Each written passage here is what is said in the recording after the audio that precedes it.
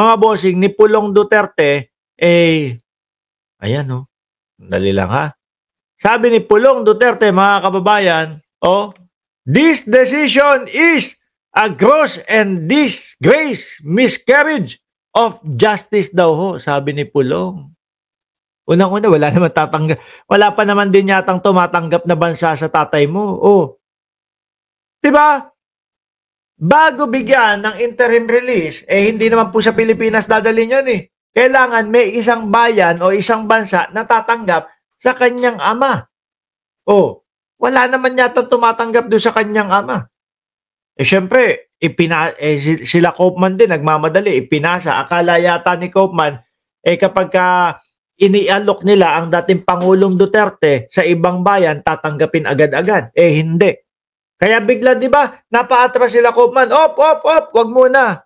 Hinihiling namin na wag muna kayong maglabas ng desisyon doon sa interim release namin. Kasi, yung inaasahan nila na may tatanggap doon sa kanyang tatay o doon sa kanilang kliyente, wala. Paano yun?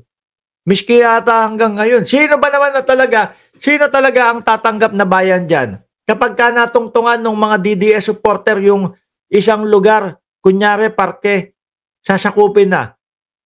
Ano na daw yun? Duterte Park na daw yun. Miski ako, presidente ako, ayoko. Para pala kayo China matungtungan nyo dyan, sigawan nyo lang ng Duterte. Sa inyo na yung lugar namin, Duterte Park na tawag nyo, Duterte Street na. Tapos mag-aaway kayo, humba. Diba? Mag-aaway kayo sa pagkain. Yun ang nakakahiya. Nadadamay tayong mga Pilipino, no? Iisipin ng mga ibang lahi. Naku, yung mga Pilipino nakakahiya yan. Bakit? Sa mga kalsada, nag-aaway-aaway yan. Dahil lang sa pagkain. Tapos may makikita ka doon sa video, habang nag-aaway, nagmumurahan, nag-aanuhan sila Roque. Sabi nung Ale, sabi naman ng mga DDS, yan ang nguya ng mayaman. Anyway, nagbigay pahayag si Congressman Paulo Pulong Duterte tungkol sa hindi pagpapahintulot ng International Criminal Court ng interim release sa ama niya, si dating Pangulong Rodrigo Duterte. Pinagtibay ng ICC nitong Biyernes, Oktubre 10, ang tahasang pag-reject umano nila sa kahilingan ng kampo ni Duterte. Sabi dito, the chamber therefore considers that the defense argument that MR, sinong MR? Mark Ramos yata yan motion for reconsideration. The chamber therefore consider that the defense argument that MR Duterte should be released for humanitarian reason must be rejected nito. Aray ko po, sakit nun. Sa isang Facebook post, sinabi ni Pulong, gross and disrespectful miscarriage of justice ang naturang desisyon. This decision is a gross... Paulit-ulit. My father, an 80 years old man, who is no longer in power, has been, in fact, a subject of political persecution. Ayan na naman. Walang kamatayan na political persecution. No? Walang kamatayan na si Bongbong Marcos ang may kasalanan. Si biktima ni Bongbong Marcos ang kanilang tatay. Biktima ng politika.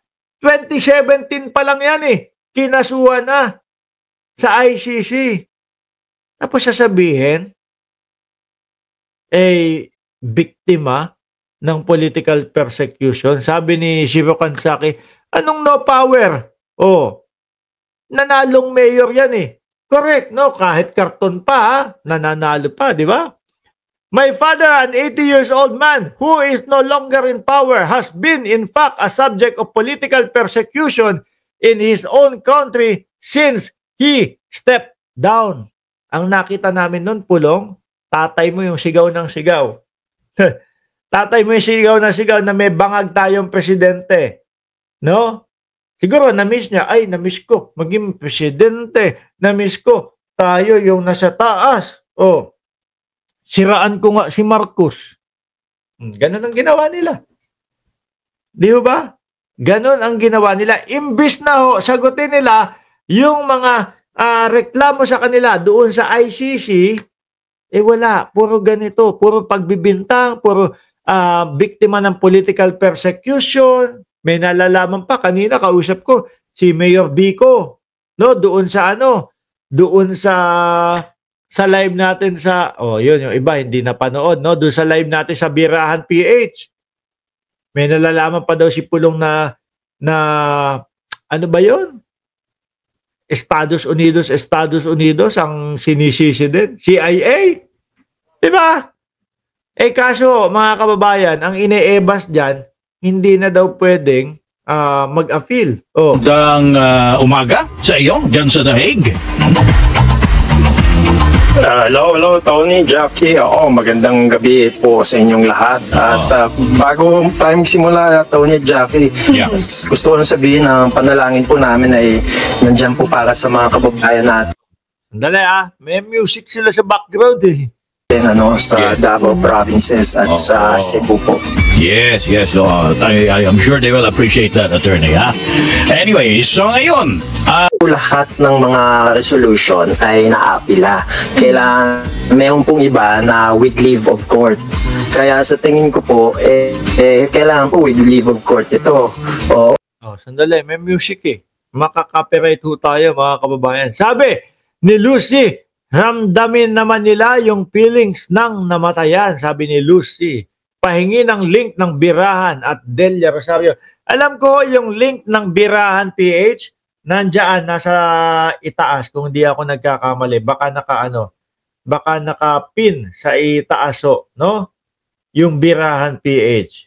O yan, nasa taas, naka-pin po kay Jordan G. Click nyo lang po. Sa trial chamber, at kung i-deny yung with leave of court, hindi na pwedeng i-appeal. So may ganong komplikasyon sa pagka ganyan, wala na. Lalong mag-iiyakan yung mga DDS. Tapos may mga ibang nagbalita pa, hindi na pauuwiin si dating Pangulong Duterte. Nako, kapag kayo naman nagbalita, kalmahan, dahan-dahanin nyo naman yung mga DDS. Alam nyo namang mga iyakin yan eh. Alam nyo yung simple mga ganyan, naggangaw-ngawa na yan eh. Di ba? ICC proceedings. Ano po yung definition po ng with leave of court, attorney? Ibig sabihin, hihingi pa ng permiso yung isang move-on, yung isang nagpa-file ng motion for reconsideration dun sa chamber concerned. Kung hindi grant yung talaga. Yung authorization, hindi pinayagan, hindi na pwedeng mag-appeal. Kasi interim. Sabi ni Edgardo Soriano, Idol, siguro mag-aakot na naman si Tandang Chabit ng mga magra-rally bukas. Ay, 21 na nga pala, Sabi ni Jax Bueno, Mark, nakasubscribe na kay Jordan G. No? Sa Birahan. Sa atin din po yung channel na yon, no? Sa Mark Ramos din po yon. Ang gagawin ko doon sa channel na yon, mga bossing, sa alas 12 ng tanghali, may ibang host. Sa alas 6 ng gabi, may ibang host. Sa alas 12 ng madaling araw, may ibang host. Ganon ang gagawin natin, no? Parang yung mga news, pero more on komentaryo ho, mga kababayan. Tuloy! Release, pa lang yan maliit na parte pa lang yan ng proceedings. Hindi naman po yan talaga yung main na parte ng proceedings. Lisin ko na to, may music eh.